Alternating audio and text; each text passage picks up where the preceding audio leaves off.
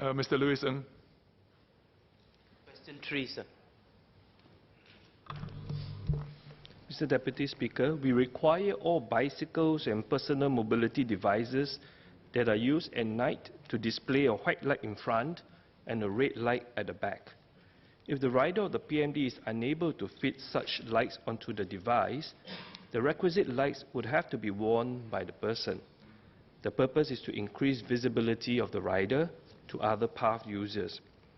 We will study the practicality and effectiveness of the suggestions of using laser lights, bearing in mind the cost and safety implications. Mr. Louis Ng. I do understand the cost implication, but I'm just wondering whether we could start this with the delivery drivers.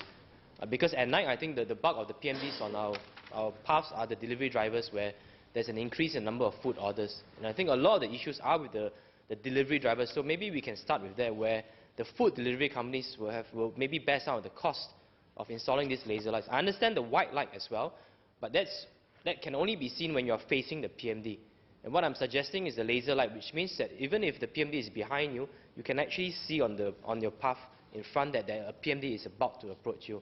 I actually experienced this in London itself, where it was very useful. All the time I could see that there was going to be a bicycle that was approaching me, and I can then take whatever necessary action to make sure that I don't get hit.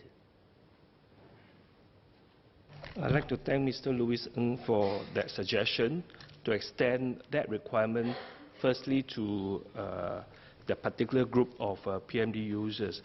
But just to share with Mr. Louis Ng, we did look at the initiative that was being implemented in London, and we understand that actually the key benefit of the laser projection light is to actually aid the cyclists safely on the roads in their interactions with other motor vehicles that may have blind spots. And in the context of Singapore, I think there are key considerations that we have to look into. First, there really hasn't been any conclusive study about laser projection lights, visibility and effectiveness on shared paths and footpaths. Bearing in mind that what was done in London was actually on roads shared with motor vehicles.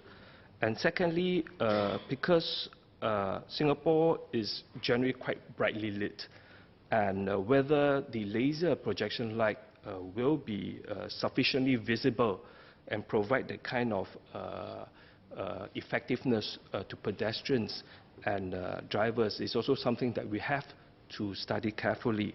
And of course, thirdly, the glare from the laser beam. As we know, the laser beam is actually a Class 3A or Class 3R laser, and there is a certain element of risk when it's shown into the eyes.